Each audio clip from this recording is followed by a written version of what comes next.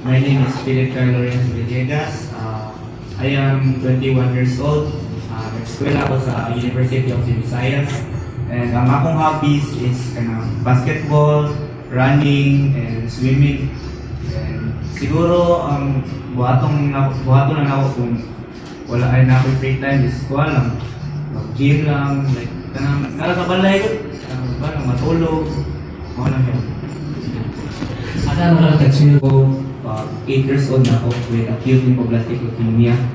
And naayo ko 2018, pa ito, mga 17 siguro or 16. And ang akong ikuhaan ko kusog ato din, ang una ginawang ginawang nato ay ang Ginoo lang din. Kaya kung wala ang Ginoo, wala talaga din. So ang kanyang kinabuhi is utang na ako sa Ginoo. So mao na siya. So kung naamagani may tabo, like sample, nauna ang mama nga, lumutol ko ni sila, yung nauna, ay wala ko kung mama nga, ay God, ka nang madlo makamamatay ko nga, ang Ginoo may nasa tuwa. So muna kung mingon ko sa kong mama nga, kung matay ko karon, matay ko ugma, matay ko niya, di ka dapat madlo kay naman ang Ginoo. And second is ang family, kanang ikuhaan ako sa kusog ba kay siyempre nagkamot ba sila nga patambalan ko nakaingana so mana nagunaw na sa ko nga siguro paano sa guru ko sa ila man yung sacrifice gud sila para nako. And siguro sa dako sa mga friends na bisag nasakit ko man sila nga ay okay na mo sus kanser mura hilana tingana bak mo to ano siya nga ay kuno na kanang hilana siguro mga 5 years hilana tingana. So mo to nipadayon ko para sa akong family, sa Ginoo, sa akong mga friends. So, thank you, Kyle. Mo to nakoy cancer, hindi ko bato sa cancer. Wala lang, kuha na ko. Ako lang yun ako nga. Normal ako nga tao. Atong isa ka bata, nagtuwa siya. Nagtuwa siya to. Mingon si mama nga. Ayun, gawin na lang, bawal mo ka. O di sa pinukawin na ko, wala katago ko. Mingon si mama nga. Ay, ginang ko ko, bawal na sila nang mag-cancer. Ay, wala yung mingon ko ko, ngunong ginupidi nga, sila ngayon inom. Wala, mong inom sa siya, mong inom. Safe to say, no, si Kyle really has a positive mindset. Muna ano ba? Pero the time goes by, naunang na akong makalubiya, nagipan na, okay, di ko yung mga ito, gusto dito di ay, pero murag, na-feel ko na ako ba nga, murag wala na ako, siyempre wala ko na ako yung na-natin ko ato. So mo to, murag para sa akong kuhan kay wala di ko nabiso. Para sa ako, wala ko nabiso. Thank you for being honest with your answers, Kyle. Or kung makahatag ka o usa ka mensahe sa paglaom sa ubang bata o pasyente nga nag-agi sa parehas nga journey sa imuha, unsa imong masulti sa ilaha? First na ko message nila is kung unsa man gali na inyong idala-dala kami sa sakit, ayong gadlo kay natay Ginoo. And second is ayaw ninyo una ang different mo sa laing bata o sa laing tao. Kaya abing natay kanami cancer, tao gyapon na. Parihara gyapon na inaam na gamot, na tiil, na anak. And siguro third is ayaw din mo give up. Ayaw din mo give up kay kanang cancer, maayo ra gyud na kay naging na siya cancer. Kana. That goes to show, no, any illness does not Not just in terms of kambal, but naa siya emotionally, physically, o financially. Tanan, pwede niyo mo madaganan ng career. Even kanang education, ipagitaan ko nila, nag-provide sila ng education through homeschool para dili may mga left behind sa kung unsay amo ang na-staff. Then, napadayon niya pa na mo, even though nag-buy na treatment mi sa cancer. So, why you were sorry na-flashback na tanan mo kanang struggle na mo ang kahadlok nga kanang nag-abot ang mga sponsor abot tayo sa unang isod ni mo doon asa ni kay lisod kay ang sponsor sa unang nga time 2011 which is ang Cancer Warrior wala pa may office isang asal ni mag-meet para lang yun nga maka-free me tambal. Karon nabalik na ako.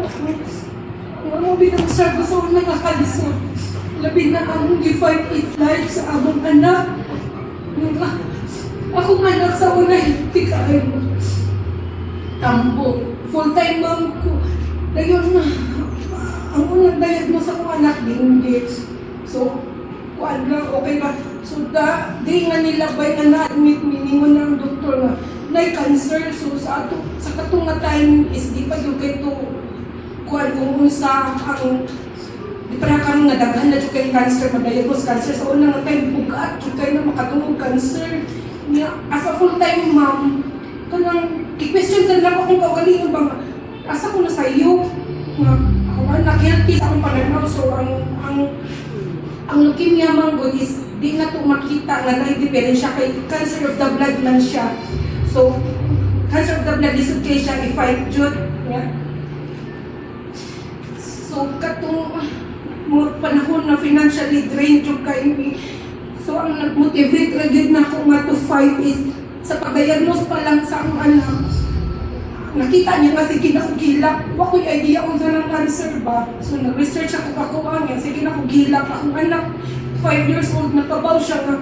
Nag-uol ko, kay sige na ko gilak. Na kami sa hospital, sige ko gilak. Ngayon akong anak na, nanagin ka man ko. Laban na kong una, pero ang kahadlok, di ba? Atong anak, atong puso. So, ako yung kuha na, grabe yung kay itong pagsuway sa among pamilya kami magtiayon. Akong bana, akong time is kanang lutaw siya. Number one, di siya kadawat kay akong bana, murag dili siya emotionally strong ba. So ako yung nag-strong sa among pamilya. Ako siyang gimay-mayan, kay mura naman siya kanang lutaw na kay among bana. Ipugang, kung atin lang ng patika na po atong anak, strong lang po, kaya ni ako, kaya na to. Nga akong anak na, sige siya ingon nga, kaya ni ako ma. So, ingon lagi ako anak, 5 years old, kaya nun niya ang tanan. So, how much more ako nga, ako iyang kusog. Sige siya ingon, di ko gusto mo hila ka mahal, di ko gusto mo hila ka. Pero every time nga kanang mag-session ni sa iyang chemotherapy nga kanang kulba, labi na yun ang kanang mag-IT ang anak, tanang kulba, tanang kahadlok. Labi na sa among foundation nga, nakailan na namutan ng membro niya, makibaw niya nga, wala na. So, ang kahadlok na mo sa among anak, na nakaibaw ng anak, di na mo malikayan na mahitabo po sa among anak. So, every time nakabaw niya nga nanay na expired nga pasyente, sa ako alang ma-down yung kumawagtangan ko puso. Pero magtanaw ko sa kong anak, maingon siya nga, fight siya, kaya niya. So, akong motivation, ang akong anak, ang Ginoo. Ang kinidjit ang cancer warrior, dako jud kay nitabang nga mo emotionally, financially. Kay kami within sa amo ang foundation, kami rin nakahibaw sa among mga struggles, among mga problema. Kay mo share niya sa ubang mga tao nga kanang, uy, imong anak na din cancer, nagkimo day na, lagi raban na sila mo pa, mamatay raban na sila sa mga negative kay ba. So dili niyo ganahan mo share sa kanang, dili ka parehan na mo kanang experience kay kami more on motivation man gyud mi mag-istorya, pero ato ka sa gawas negative man gyud siya, makawagtang sa kusog. So ang kini among foundation nang ni monthly meeting sa una, dako jud kay tabang, labi na sa tambal. Dako jud kay tabang namo ang cancer warrior. Dugay na kay ko na bisag dugay na kaayo nga ni-graduate akong anak, gusto na ko nga kanang motivation po sa uban ba nga gikaya gid ang tanan para lang gid mahuman ang anak. Pero ang struggle namo dili jud lagim among naagian. Di jud ang emosyon lang, grabe makahurot yun ang kwarto nga pangitaan raman. Pero ang emosyon ng mga worries kahadlok para sa among anak, dili mabayon.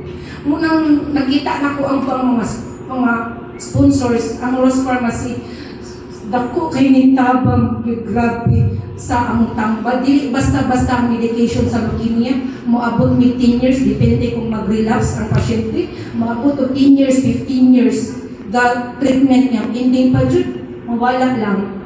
So, at least man lang, nalilagan mo tabang kaysa sa among panahon. Grabe jud kalisod.